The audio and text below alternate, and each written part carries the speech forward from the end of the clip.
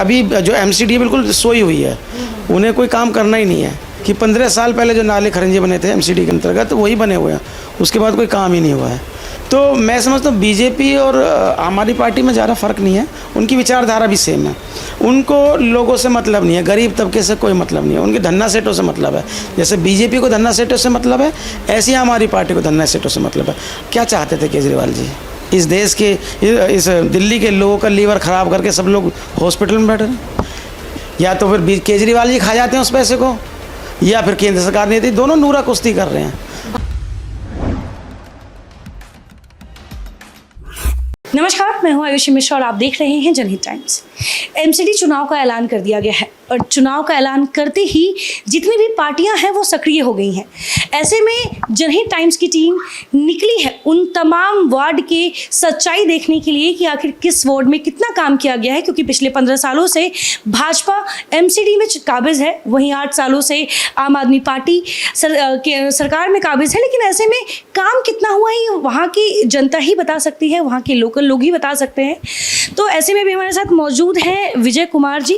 आपको बता दें अभी मौजूद हैं कोंडली विधानसभा, और यहाँ पे ये एक समाज सेवक भी हैं, लगातार जनता के बीच में जनसंपर्क में रहते हैं, जनता से जुड़े हुए हैं। ऐसे में कई ऐसी समस्याएं हैं जिन पर ये अपना नज़र डालेंगे और आपको पता चलेगा कि आखिर कितनी समस्याओं के बीच अब जाकर चुनाव का ऐलान किया गया है और लोगों को काफ़ी उम्मीद है। पहले तो हमारे साथ जुड़ने के लिए बहुत बहुत शुक्रिया। आपका बहुत बहुत स्वागत है कोंडली विधानसभा में आपका। और मेरा नाम विजय कुमार है, मैं यहाँ कोंडली विधानसभा में हूँ, बहुजन समाज पार्टी में कार्य करता हूँ। मैं बहुजन समाज पार्टी में दिल्ली प्रदेश में महासचिव रहा हूँ, उससे पहले विधानसभा अध्यक्ष, जिलाध्यक्ष, कोऑर्डिनेटर, विभिन्न पदों पर रहा हूँ और यहाँ की समस्याओं के बारे में बहुत अच्छे से जानता हूँ। वो क्या कुछ ऐसी समस्याएं हैं जिनसे यहाँ इस विधानसभा के लोगों को रोज़ जूझना पड़ता है, लेकिन उसका समाधान इतने सालों में एमसीडी वालों ने नहीं निकाला? देखिए, सबसे बड़ी समस्या यहाँ सफाई की है। आप जहाँ कोंडली में आए होंगे, जैसे आपने एंटर किया होगा, एंटर करते ही आपको कूड़े के ढेर मिल गए होंगे और उससे पहले आपको कूड़े का पूरा पहाड़ ही दिख गया होगा। और जो कूड़े का जो पहाड़ है से लोग रोज़ परेशान है, रोज़ नई नई बीमारियाँ। और जो समस्या, सबसे बड़ी समस्या जो इसकी, जो बारिश हो जाए या इधर से हवा चल जाए तो लोगों का खाना पीना तक दुभर हो जाता है। दूसरी समस्या मैं समझता हूँ इस क्षेत्र में जो है वो अभी जैसे अभी डेंगू का प्रकोप चल रहा है। अभी ना तो यहाँ फॉगिंग हुई है, ना ही कोई दवाई छिड़की है। लोगों को रोज़ परेशानी, रोज़ डेंगू के मामले आ रहे हैं। लेकिन जो, या तो आप दिल्ली सरकार कह लो या फिर केंद्र सरकार कह लो, क्योंकि यहाँ पे तो बीजेपी का पार्षद रहा है और बाकी जो अभी तो खैर कोई पार्षद, लेकिन अभी जो एमसीडी बिल्कुल सोई हुई है, उन्हें कोई काम करना ही नहीं है। तो इन सब समस्याओं से निकलने के लिए तो अब चुनाव नज़दीक है, तो मैं ये समझता हूँ कि अगर इस क्षेत्र में समस्याओं को देखा जाए, ये बात। दूसरी बात, अभी जो नाली खरंजे जो बने हुए मेरे ख्याल में 15 साल पहले बने थे, उसके बाद कोई समस्या, आप मेरे साथ चलेंगे तो मैं आपको दिखाऊंगा कि 15 साल पहले जो नाले खरंजे बने थे एमसीडी के अंतर्गत वही बने हुए हैं, उसके बाद कोई काम ही नहीं हुआ है। बीजेपी के पार्षद यहाँ रहे हैं कोंडली में, वो तो खैर स्टिंग में पकड़े भी गए थे। यहाँ पे मकान बनाना बहुत मुश्किल है। आप मकान बनाने जाएंगे, कोई ना कोई आगे खड़ा हो जाएगा एमसीडी का आदमी। वो खुद पार्षद जी तो इन्वॉल्व रहे हैं, उनका तो कुछ इलीगल है जिसकी वजह से वो खड़ा हो जाते हैं या उनको अपना क्या, सब लोगों ने अपनी मेहनत से यहाँ विभिन्न जगह से, उत्तर प्रदेश से, हरियाणा से या और कहीं जहाँ से गांव छोड़ के यहाँ मेहनत मजदूरी करके जिन लोगों ने मकान बनाए, बड़ी मेहनत कस लोगों ने, यहाँ वो अपना मकान नहीं बना सकता आज की डेट में। वो इतने दिनों से यहाँ रहे हैं, 30-30, 40 साल उनको रहते हो गए, लेकिन वो मकान अब अपनी मर्जी से नहीं बना सकते हैं। तो विजय जी, आप बहुजन समाज पार्टी से आते हैं, आप इतने लंबे समय से इस पार्टी के नेता हैं, लेकिन क्या लगता है कि भाजपा 15 सालों से एमसीडी पर काबिज है, वहीं आम आदमी पार्टी ये दावा करती है कि अगर उनको एक मौका भी एमसीडी चुनाव में दिया जाए तो वो दिल्ली का रूपरेखा बदल देगी। क्या लगता है, ये दोनों पार्टियां जो दावा कर रही है, भाजपा को तो असलियत भी सामने है कि उन्होंने कितना काम किया है, कितना नहीं हुआ है, लेकिन आम आदमी पार्टी जो दावा कर रही है, क्या लगता है कि वो सच में रूपरेखा बदल सकती है अगर वो एमसीडी चुनाव में जीतते हैं? देखिए, मैं समझता हूँ कि आम आदमी पार्टी बीजेपी का ही दूसरा रूप है, सेकंड विंग है।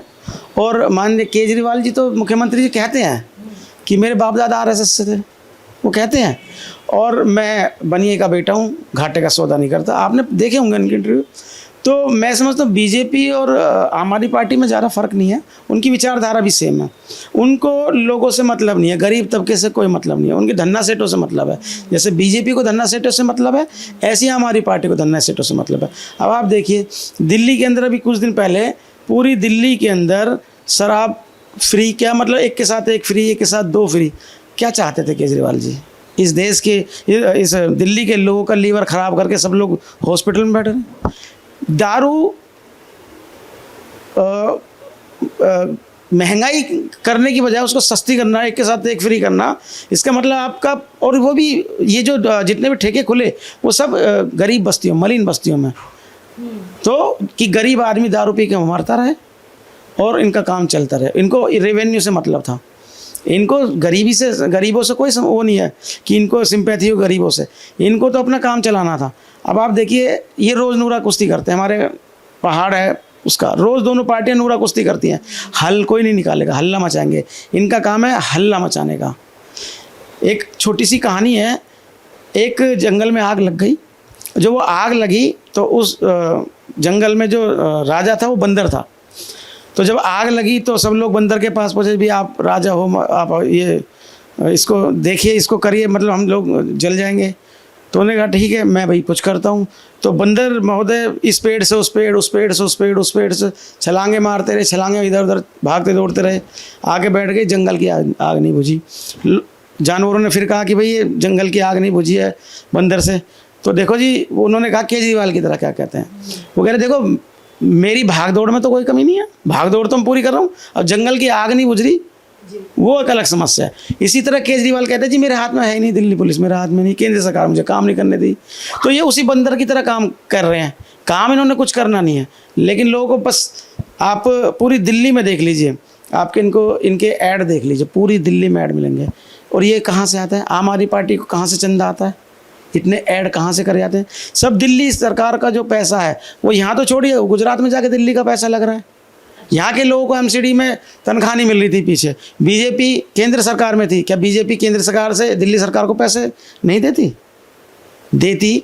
या तो फिर केजरीवाल जी खा जाते हैं उस पैसे को, या फिर केंद्र सरकार नहीं देती, दोनों नूरा कुश्ती कर रहे हैं। भाजपा को 15 सालों से मौका दिया गया है, इस बार भी भाजपा जोर तोड़ से लगी हुई है, कितना काम किया है आपके विधानसभा क्षेत्र में? कम से कम इतना बताएं। यहाँ पर कोई काम नहीं हुआ है, बीजेपी ने कोई काम नहीं किया है।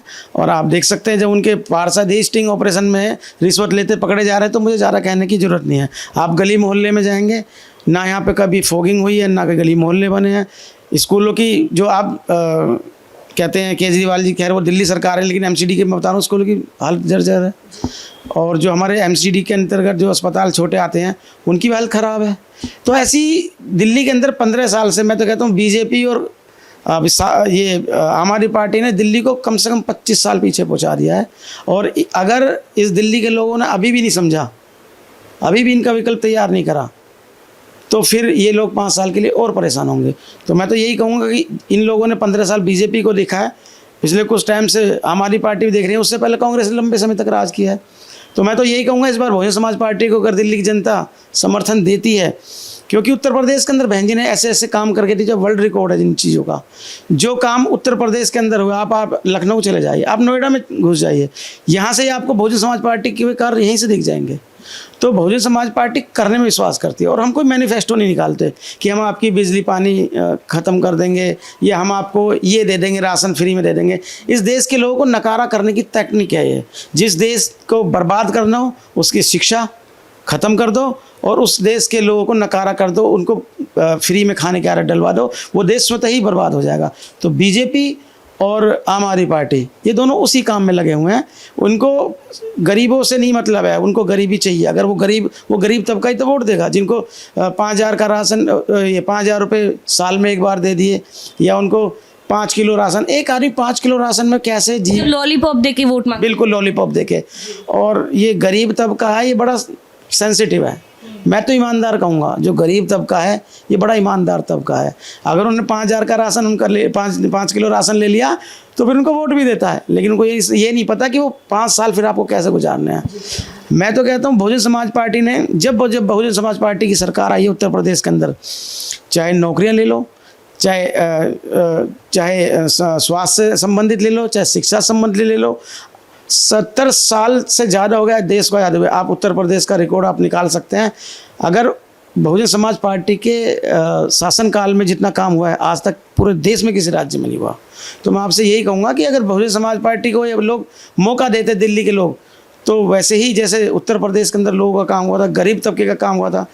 उत्तर प्रदेश के अंदर जो भूमिहीन लोग थे, जिनके पास खाने के लिए अपने खेत नहीं थे, वो दूसरों के खेतों में मजदूरी करते थे, उन लोगों को 3 से 6 बीघे के पट्टे बहन जी ने फ्री में दिए। और जो ये आज आरक्षण का जो बिल पास हुआ है गरीबी वाला, वो बहन जी का सबसे पहला वो था। बहन जी ने कहा कि भाई जो लोग उत्तर प्रदेश के अंदर गरीबी रेखा में आते हैं, चाहे वो किसी भी कास्ट से है, चाहे वो अपर कास्ट से है, चाहे किसी भी कास्ट से, तो उनको 10% आरक्षण हम देंगे। तो बहन जी ने ये सब पहले कर चुके हैं। आप उत्तर प्रदेश में भी जो जेवर एयरपोर्ट है वो बहन जी का प्रोजेक्ट था। आप लखनऊ जो हाईवे है वो सब बहन जी के प्रोजेक्ट थे। तो अगर काम करने के इंफ्रास्ट्रक्चर का काम हो, शिक्षा के मामले में हो, स्वास्थ्य के मामले में हो, तो बहुजन समाज पार्टी कहने में विश्वास करती है, इसलिए हम मैनिफेस्टो नहीं निकालते। हमारा संविधान ही हमारा मैनिफेस्टो है। अच्छा, वैसे देखा जाए तो आपकी जो धर्मपत्नी हैं वो इस बार चुनाव लड़ने जा रही हैं। अभी तक नॉमिनेशन फाइल नहीं किया है, लेकिन 194 वार्ड से वो चुनाव लड़ने जा रही हैं। क्या कुछ मुद्दे रहेंगे आपके, खासकर बीएसपी पार्टी को, अगर आपकी पत्नी को टिकट मिलता है तो क्या कुछ मुद्दों पर आप चुनाव लड़ने जाएंगे? जी देखिए, जो मेरी मिसेज हैं वो, उनका नाम नवोदित्या है, वो BA B.Ed हैं और LLB कर रही हैं, तो सुशिक्षित हैं। और यहाँ की समस्याओं से, क्योंकि उनकी शादी को हुए भी 24 साल हो गए, तो यहाँ की समस्याओं से भली भांति जानती हैं, लोगों का काम करती हैं और समाज का भी काम करती हैं। तो अगर हमें मौका मिलता है बहुजन समाज पार्टी से, अगर बहन जी का आशीर्वाद मिलता है, तो हम लोग जो यहाँ पे जो मेन समस्या हैं, जैसे पानी की समस्या है, बिजली की समस्या है, रोडों की समस्या है, नाली गंदगी की समस्या है, स्कूलों की जो समस्या है, MCD के जो स्कूल हैं, जो स्वास्थ्य केंद्र हैं, जितनी भी समस्या हैं उन सबको सॉल्व करने का काम करेंगे। और जितनी, जैसे हमारा, हम लोग केवल हवा में तीर नहीं करेंगे कि भाई जैसे हमारी पार्टी और BJP आपस में नूरा कुश्ती करती है। हम लोग इस जो कूड़े का पहाड़ है इसके लिए भी ज़मीन से काम करेंगे, ये हटाया जाए, इसके लिए लड़ाई करेंगे। और बहुजन समाज पार्टी, मैंने पहले भी कहा कि करने में विश्वास करती है।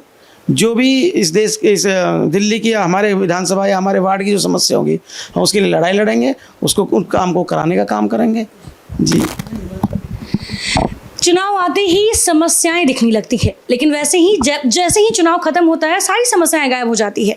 ऐसे में दिल्ली में MCD चुनाव है और चुनावी बिगुल फूंकते ही जितनी भी पार्टियां हैं वो अपने अपने दावे करने शुरू कर चुकी है, दिल्ली में समस्याएं गिनाना शुरू कर चुकी है। और ऐसे में देखना ये होगा कि आखिर जो नतीजे हैं वो क्या फिर से भाजपा के फेवर में आते हैं, या BSP जो दावा कर रही है कि वो बदलाव लाएंगी, क्या उनको मौका दिया जाता है या आम आदमी पार्टी को मौका दिया जाता है। ये तो चुनाव के नतीजों के बाद ही पता चलेगा। फिलहाल तब तक के लिए बने रहे जनहित टाइम्स के साथ। धन्यवाद।